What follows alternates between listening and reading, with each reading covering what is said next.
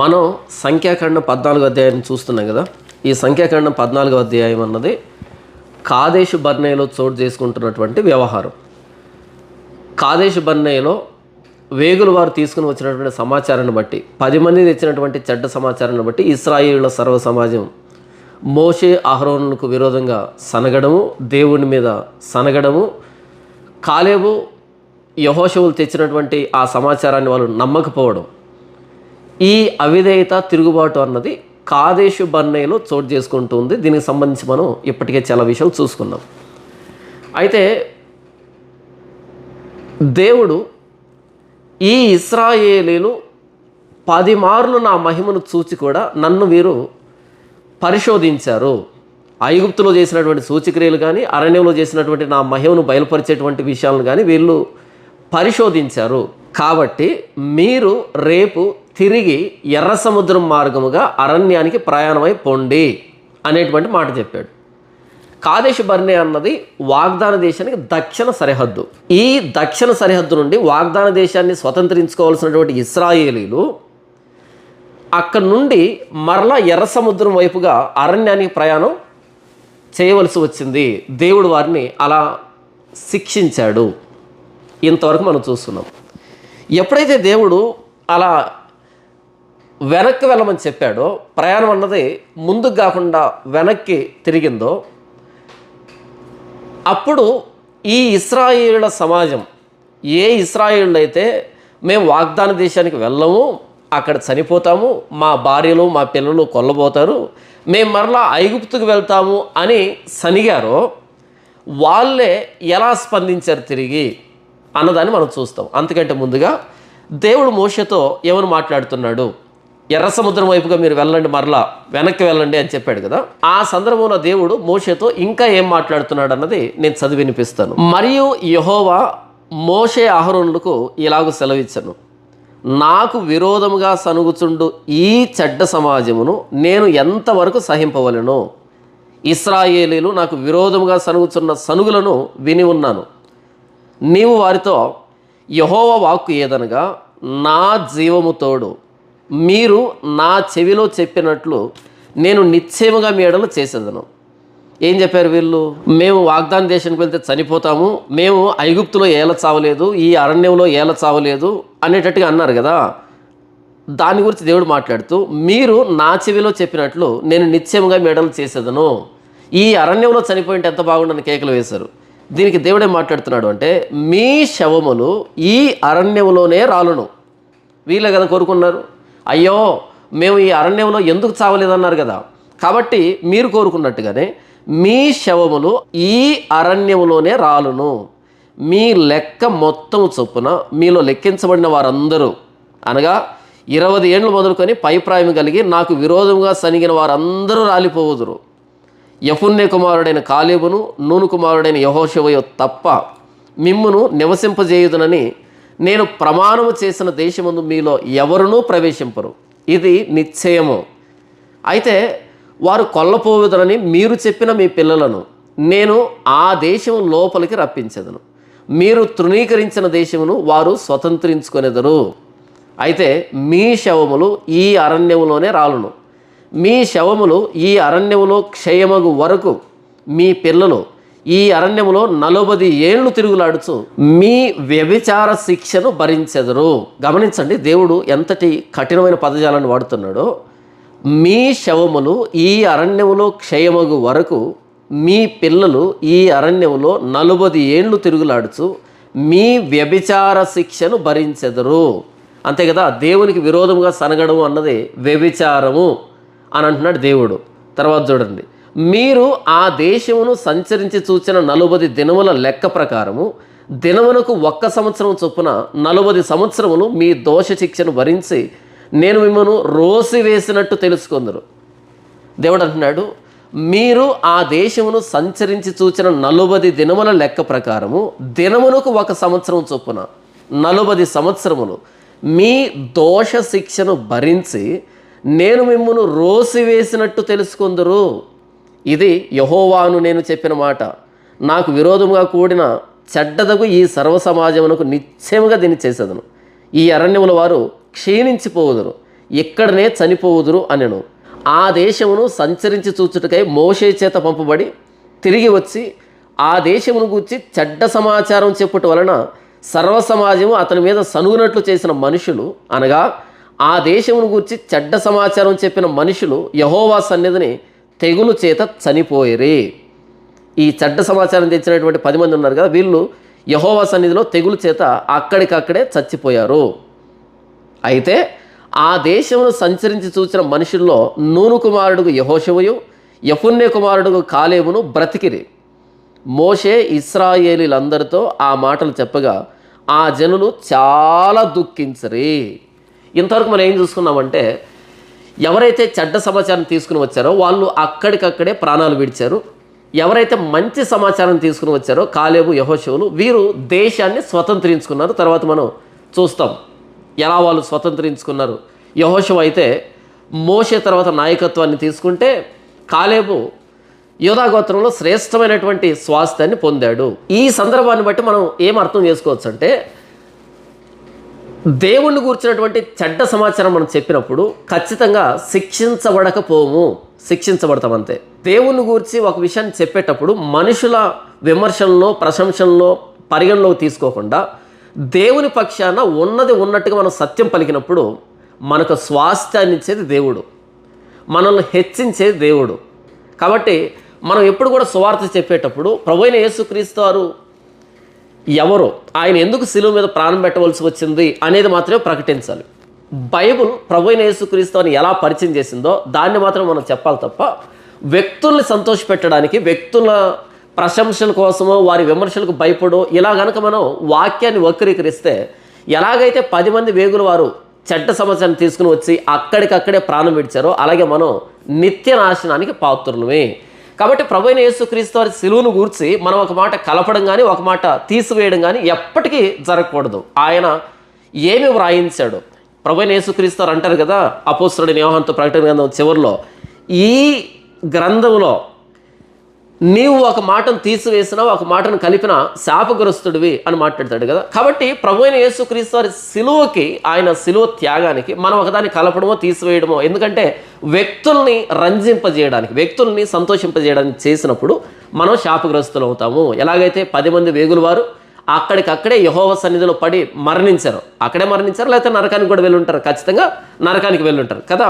అలాగే మనం క్రొత్త నిబంధనలో సమాచారం చెప్తున్నాం. ఇప్పుడు మనం క్రైస్తవులమే, మనం ప్రభువైన యేసుక్రీస్తు అని అనుభవిస్తున్నాం.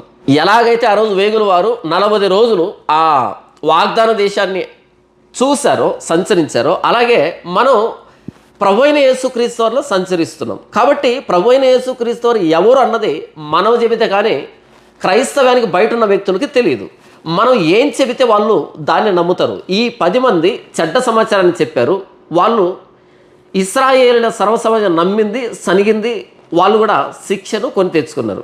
అయితే కాలేబు యెహోషువలు మంచి సమాచారాన్ని చెప్పారు, వీరి మాటలు విన్న వాళ్ళు కొంతమంది ఆశీర్వదించబడ్డారు. అలాగే ప్రభువైన యేసుక్రీస్తు వారిని గురించి మనం ఏం చెప్పినా సరే ఈ ప్రపంచం వింటది. ఎందుకంటే ఈ ప్రపంచానికి క్రైస్తవంలో ఏముంది, బైబుల్లో ఏముంది, ప్రభువైన యేసుక్రీస్తు వారు ఎవరు అన్నది తెలియదు. కాబట్టి మనం యేసు ప్రభులో ఉన్నాం. కాబట్టి ఎప్పుడు కూడా సత్యాన్ని చెప్పడానికే ప్రయత్నం చేయాలి.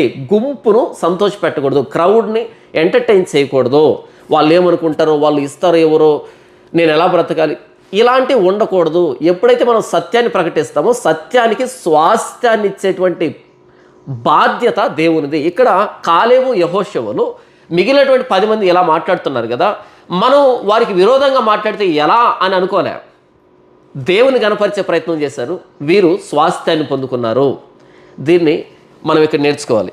ఇక్కడ చూడండి 39వ వచనంలో, మోషే ఇశ్రాయేలీలందరితో ఆ మాటలు చెప్పగా ఆ జనులు చాలా దుఃఖించరి. ఎప్పుడైతే మోషే దేవుడు ఇలా అంటున్నాడు, మీ శవాలు ఈ అరణ్యంలో రాలుతాయి, మీరు మాట్లాడిన మాటలు యెహోవా చెవిలో పడ్డాయి కాబట్టి ఏమన్నారు వాళ్ళు, అయ్యో మేము ఐగుప్తులో ఏల చావలేదు, అయ్యో మేము ఈ అరణ్యంలో ఏల చావలేదు, మమ్మల్ని కనానీయుల చేతికి వారి కత్తికి అప్పగించడానికి తీసుకుని వచ్చామని కేకలు వేశారు కదా, మీరు కోరుకున్నట్టుగానే మీ శవాల్ని ఈ అరణ్యంలో రాలుస్తాను, మీరు ఏ పిల్లలైతే కొల్లబోతారని ఏడ్చారో ఆ పిల్లలు 20 సంవత్సరాలు పైబడి సైన్యంగా ఏర్పడి వాళ్ళు దేశాన్ని స్వతంత్రించుకుంటారు. అంతవరకు మీ దోష శిక్షను, మీ వ్యభిచార శిక్షను వాళ్ళు అరణ్యంలో మోసుకుంటూ తిరుగుతారు 40 సంవత్సరాలు అని దేవుడు చెప్పాడు.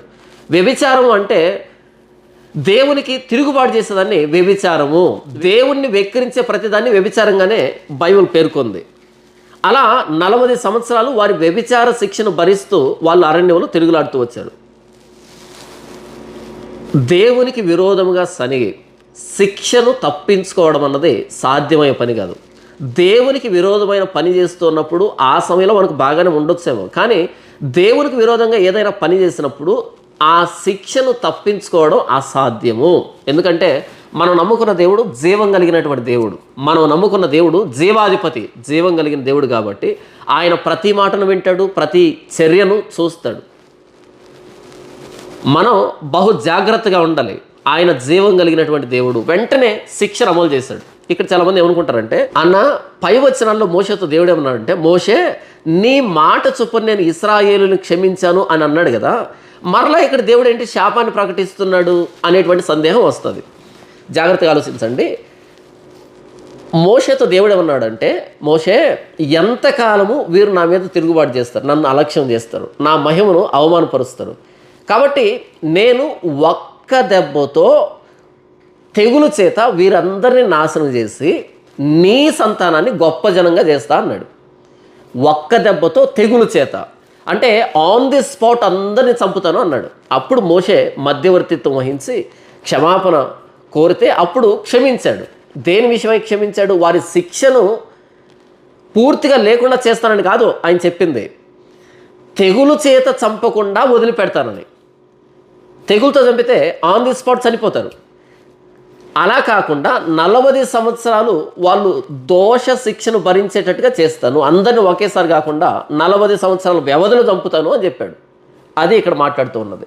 చాలామంది అపార్థం చేస్తుంటారు. పై వచనంలో క్షమించాను అన్నాడు, మరలా ఇక్కడేమో శిక్షను కుమ్మరిస్తున్నాడు. అక్కడ క్షమించాను అన్నది తెగులుతో చంపకుండా వదిలిపెట్టాడు. ఇక్కడ 40 సంవత్సరాలు వీరి శవాలు అరణ్యంలో రాలుతాయి అని చెప్తున్నాడు. దేవునికి విరోధముగా పాపం చేసి శిక్షను తప్పించుకోవడం సాధ్యమయ్యే పని కాదు అన్నది ఇక్కడ మనకు అర్థం కావాలి. ఎప్పుడైతే మోషే దేవుని శిక్షను ప్రకటించాడో, మోషే ఇశ్రాయేలులందరితో ఆ మాటలు చెప్పగా ఆ జనులు చాలా దుఃఖించి చాలా బాధపడిపోయారు. దేనికి బాధ? ఎంతకి? దేవుడు శిక్షిస్తున్నాడని బాధపడుతున్నారా, లేకపోతే దేవునికి విరోధంగా ఎందుకు సనిగాము అని బాధపడుతున్నారా? ప్రశ్న అర్థమైందా? వీళ్ళు చాలా దుఃఖించారంట. ఎందుకు దుఃఖించారు? అయ్యో దేవునికి విరోధంగా మేము సనిగామే, పాపం చేశామే అనేమైనా బాధపడుతున్నారా, లేకపోతే మేము వాగ్దాన దేశానికి వెళ్లకుండా మా దోష శిక్షను భరిస్తూ తిరగాలనా అని బాధపడుతున్నారా? ఖచ్చితంగా రెండవదే కదా. ఎందుకంటే కొంతమందికి వారి జీవితంలో ఎప్పుడు కూడా మారు మనసు రాదు. వీళ్ళు ఎందుకు బాధపడుతున్నారు అంటే, అయ్యో మరలా ఎర్ర సముద్రం దిశగా అరణ్యానికి ప్రయాణం చేయాలన్నా, 40 సంవత్సరాలు మేము మా దోష శిక్షను భరించాలన్నా అని బాధపడుతున్నారు తప్ప దేవునికి విరోధంగా సనిగామే, గొనిగామే, దేవునికి విరోధంగా తిరుగుబాటు చేశామే, అవిధేయత చూపించామే అని కాదు వీళ్ళు ఏడుస్తూ ఉన్నది. అంటే పాపం చేశామని ఏడవటంలే. వీళ్ళు కనుక పాపం చేశామని ఏడ్చుంటే కనుక దేవుడు తన మనసు మార్చుకుని ఉండు, పశ్చాత్తాపడుండు, దేవుడు ఖచ్చితంగా కరుణించి ఉండు. కానీ వీళ్ళు ఏడుస్తూ ఉన్న దేనికంటే పాపానికి వచ్చినటువంటి పర్యవసానానికి ఏడుస్తున్నారు. ఇది తప్పు. మనలో చాలామంది ప్రభువా పాపం చేసాము క్షమించు అని ఏడిస్తే మర్యాద. అలా కాకుండా పాపం చేసేస్తాం, ఆ పాపానికి వచ్చిన పర్యవసానానికి ఏడుస్తాం. ఇది తప్పు. మనం ఏడవాల్సింది పర్యవసానానికి కాదు, మనం ఏడవాల్సింది దేవునికి విరోధంగా ఎలా పాపం చేశాను నేను అని ఏడిస్తే మర్యాద, గౌరవం. ప్రభు మరల మనల్ని సమకూరుస్తాడు. చాలామంది పాపానికి వచ్చేటువంటి పర్యవసానానికి ఏడుస్తారు. కాదు కాదు కాదు పర్యవసానం మన మీద ఉంటుంది, మనం అనుభవించవచ్చు. కానీ పాపం అన్నది పోకపోతే మనం నరకానికి వెళ్తాం. పాపానికి వచ్చిన పర్యవసానాన్ని మోసుకుంటూ జీవితాంతం తిరిగినా సరే మనం చచ్చిన తర్వాత పరలోకం వెళ్ళొచ్చు, మనం పశ్చాత్తాపడితే పాపానికి. కానీ పాపాన్ని వదిలిపెట్టేసి పర్యవసానం కోసం ఎంతసేపు ఏడిస్తే కనుక ఇక్కడ దాన్ని మోయాల్సి వస్తుంది. చచ్చిన తర్వాత నరకంలో యుగయుగాలు ఆ పాపాన్ని బట్టి నరకంలో కాలాల్సి వస్తుంది. కాబట్టి పాపాన్ని గురించి దుఃఖపడండి. ఎందుకు చేశానా ప్రభువా క్షమించని దుఃఖిస్తే చాలా మంచిది. పర్యవసానాన్ని కాదు ఏడవలసింది. ఇక్కడ ఇశ్రాయేలు పర్యవసానానికి ఏడుస్తున్నారు. అలా ఏడ్చి ఏడ్చి వీళ్ళు ఒక తీర్మానం చేస్తున్నారు. ఆ తీర్మానం ఎంత మూర్ఖంగా ఉంటుందంటే, మొదట దేవుడు కాదేశు బర్నేలో మీరు వాగ్దాన దేశాన్ని స్వతంత్రించుకోండి అంటే వెళ్ళలే, అక్కడ తిరుగుబాటు చేశారు. మేము వెళ్ళం, మేము ఐగుప్తుకు వెళ్తాం అని తిరుగుబాటు చేశారు. ఇక్కడ దేవుడు మీరు వాగ్దాన దేశానికి వద్దు, ఇక వెనక్కి వెళ్ళండి అంటే ఇప్పుడు మరలా తిరుగుబాటు చేస్తున్నారు. ఏమని? లేదు లేదు, మేము వాగ్దాన దేశానికి వెళ్తామని. అర్థమవుతుందా? కాదేశు బర్నేలోకి వచ్చి మీరు వాగ్దాన దేశాన్ని స్వతంత్రించుకోండి అంటే అక్కడేమన్నారు? మేము వాగ్దాన దేశానికి వెళ్ళం, మేము ఐగుప్తుకు వెళ్తాం అన్నారు. ఇప్పుడు దేవుడు ఏమన్నా అంటే, సరే మీరు ఐగుప్తుకు వెళ్తారు కదా, మరలా ఎర్ర సముద్రం వైపుగా మీరు ప్రయాణం చేయండి అని అంటే మరలా ఏమంటున్నారు? లేదు లేదు, మేము ఎర్ర సముద్రం వైపుగా వెళ్ళాం, మేము కాదేశు బర్నేను దాటి వాగ్దాన దేశానికి వెళ్తాం అంటున్నారు. అంటే 2 సార్లు తిరుగుబాటే. దేవుడు ఏం చెప్తాడో పూర్తి వ్యతిరేక దిశలోనే చేస్తున్నారు ఇశ్రాయేలీలు. ఇది తప్పు. దేవుడు దేన్ని చేయమంటే దాన్ని చేయాలి, అంతే. ఆయన ఏం చెబితే చేయాలి తప్ప మనం దేవుడు చెప్పిన దానికి వ్యతిరేకంగా చేస్తే పర్యవసానాలు ఎలాగుంటాయి అనేది ఇక్కడ మనం చూద్దాం. కాదేశు బర్నే నుండి వాగ్దాన దేశానికి వెళ్ళమంటే వెళ్ళము అన్నారు. పర్యవసానం ఏంటి? సరే వెనక్కి వెళ్ళండి అని. ఇప్పుడు వెనక్కి వెళ్ళాల్సిన వీలు లేదు లేదు, మేము ముందుకు వెళ్తాం అన్నారు కదా, ఇప్పుడు పర్యవసానం ఏంటి అన్నది మనం చూద్దాం. వారు ఉదయమున లేచి ఆ కొన మీదకి ఎక్కి చిత్తమండి, మేము పాపము చేసిన వారము, యెహోవా చెప్పిన స్థలమునకు వెళ్ళుదుము అని రే. వాళ్ళు ఆ కొండ మీదకి ఎక్కి, అంటే ఆ కాదేశు బర్నేను దాటి కొండ మీదకి ఎక్కి, మోషే మేము పాపం చేసాం, వాగ్దాన దేశానికి వెళ్ళము అని చెప్పడం ద్వారా పాపం చేసాం, మా పాపాన్ని మేము నివృత్తి చేసుకుంటాం, మేము వెళ్తున్న వాగ్దాన దేశానికి యుద్ధానికి అన్నారు. చెప్పాడు దేవుడు? అది ముందు చెప్పాడు వెళ్ళమని, అప్పుడు వద్దన్నారు. ఇప్పుడు ఏం చెప్పాడు దేవుడు? వెనక్కి వెళ్ళమని. వెనక్కి వెళ్ళాల్సిన వీళ్ళు ఇప్పుడు ముందుకు వెళ్తున్నారు. ఎందుకంట? వాళ్ళు పాపం చేశారంట, కాబట్టి పాపానికి ప్రాయశ్చిత్తం చేసుకుంటారంట. మీలో చాలామంది ఏమనుకుంటారంటే, మంచిదే కదన్న, వాళ్ళు పాపం చేస్తారు, పాపానికి ప్రాయశ్చిత్తం చేసుకోవాలనుకుంటున్నారు, ఇందులో తప్పే ఉంది అనుకుంటారు. కాదు, వీళ్ళు పాపానికి ప్రాయశ్చిత్తం చేసుకోవాలని కాదు వెళ్తూ ఉన్నదే. ఈ 40 సంవత్సరాలు వీరి శవాలు అరణ్యంలో రాలుతాయి కదా, ఈ దోష శిక్షను భరించకుండా ఉండేదానికి యుద్ధానికి వెళ్తున్నారు. దేవుడు చెప్పినట్టుగా మరలా ఎర్ర సముద్రం వైపుగా ప్రయాణం చేస్తే 40 సంవత్సరాల ప్రయాణం అది, మా శవాలు ఈ అరణ్యంలో రాలిపోతాయి. కాబట్టి ఆ దోష శిక్షను భరించే కంటే యుద్ధానికి వెళ్ళి దీన్ని కవర్ చేసుకోవడం, అంటే దేవుని ఎదుట నటిస్తున్నారు. ఇశ్రాయేళ్ల సర్వసమాజం ఎదుట నటిస్తున్నారు. తప్పు చేశారు, దేవుడు శిక్షను అమలు చేశాడు, భరించాలి కదా. ఇక్కడ వీళ్ళు భరించడానికి ఇష్టం లేక ఈ దారిని తప్పించుకోవడానికి ముందు వైపు వెళ్ళారు. ఆ కొండ మీదకి ఎక్కి అక్కడి నుంచి కేకలు వేస్తున్నారు, మోషే మేము వెళ్తున్నాం వాగ్దాన దేశానికి, మేము పాపం చేసాం కాబట్టి మా పాపాన్ని మేమే నివృత్తి చేసుకుంటాం. అంటే అంతా వెళ్ళేష్టమేనా?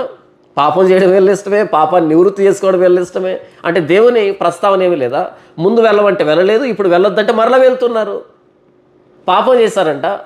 పాపం చేస్తే దేవుని సన్నిధిలో పశ్చాత్తాపడాలి, మోకరించి, ప్రభువా పాపం చేస్తాం, క్షమించనైనా అని దేవునితో కదా సమాధాన పడాల్సి ఉంది. యుద్ధానికి వెళ్ళమని ఎవరు చెప్పారు? అలా ఆ కొండ మీదకి ఎక్కి కేకలు వేస్తున్నారు, మోషే మేము వెళ్తున్నామని.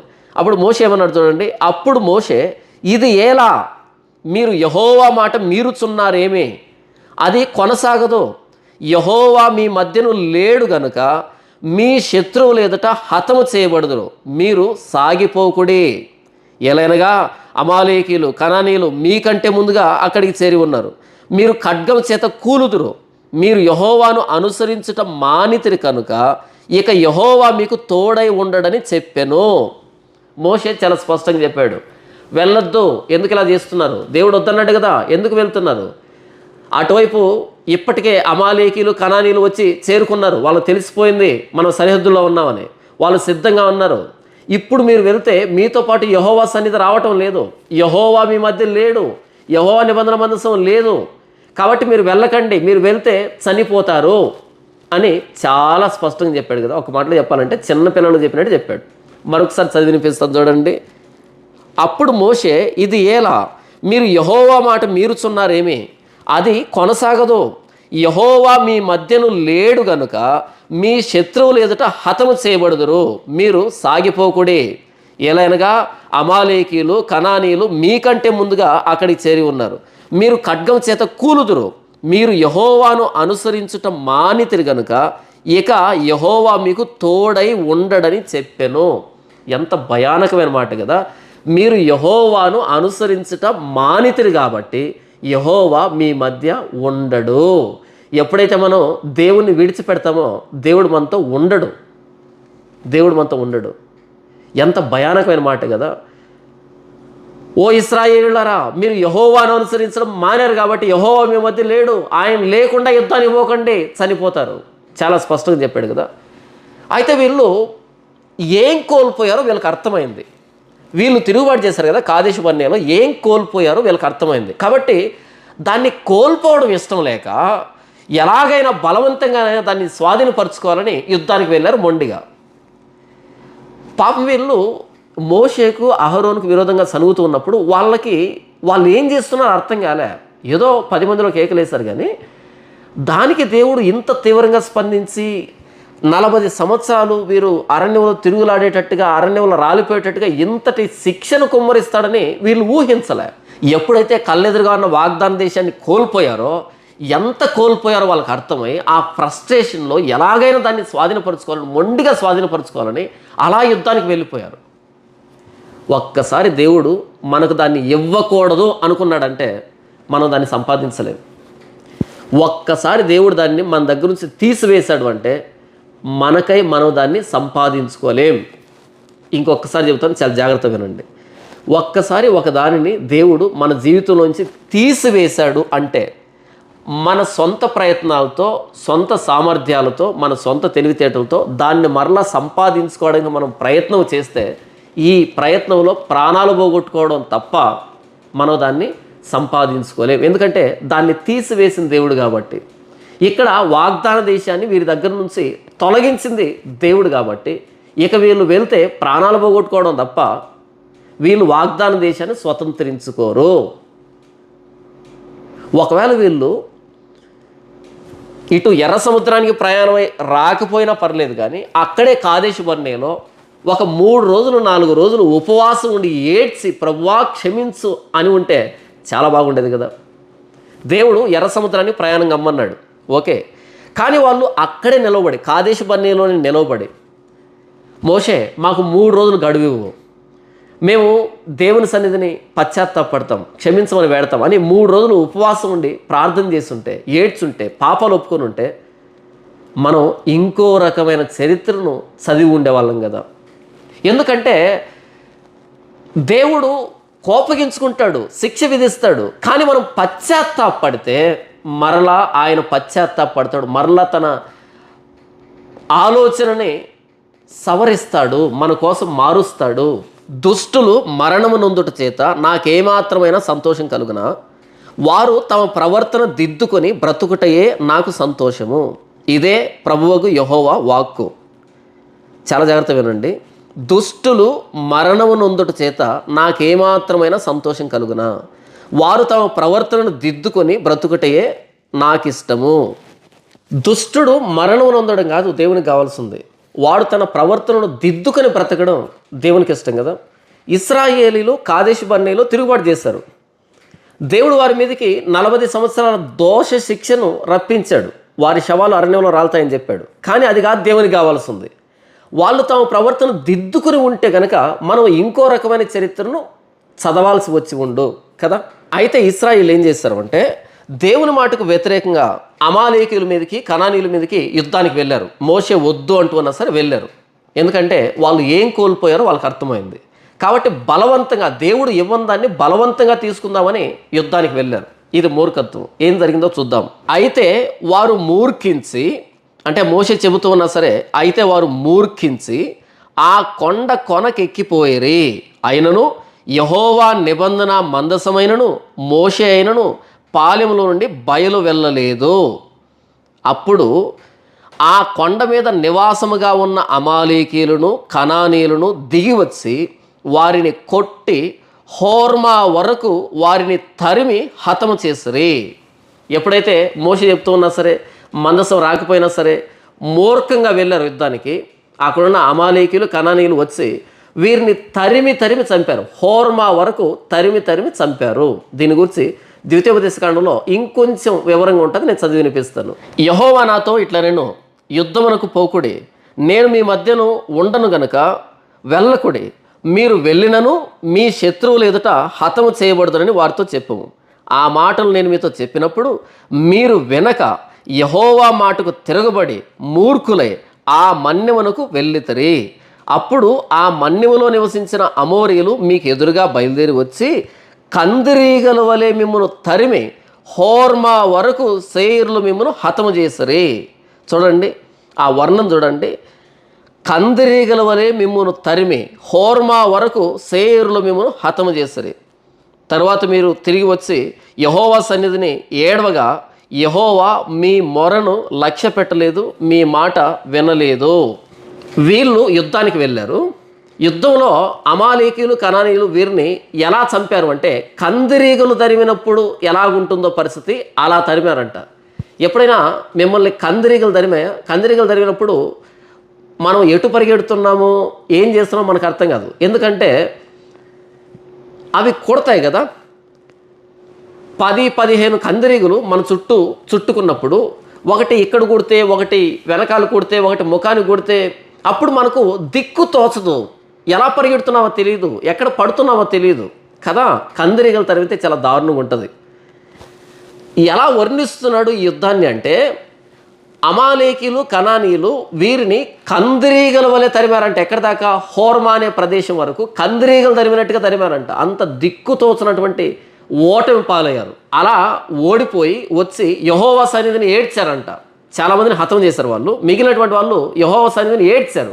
ఏడిస్తే యెహోవా లక్ష్య పెట్టాడా? యెహోవా వారి మొరను లక్ష్య పెట్టలేదు. ఎంత భయానకమైన సంఘటన కదా ఇది.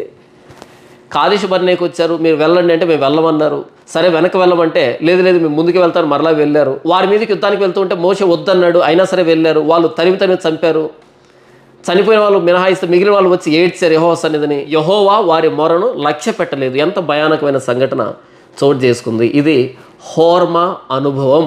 హోర్మా అనుభవం అంటే ఏంటంటే దేవుని మీద తిరుగుబాటు చేసి దేవుడు ఇస్తానన్న వాగ్దాన దేశాన్ని తిరస్కరించడం.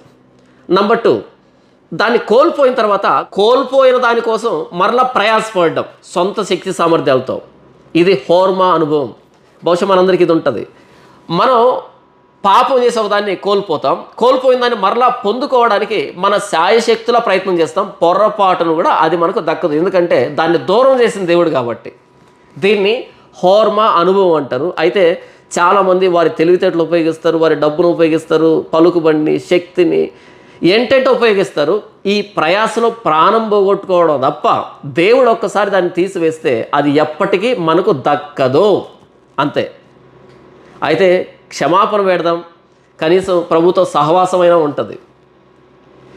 వాళ్ళు కాదేషు బర్నేలోనే ఆగి అక్కడే ప్రార్థన చేస్తుంటే యుద్ధానికి వెళ్లకుండా ఇంకొకలాగుండే చరిత్ర.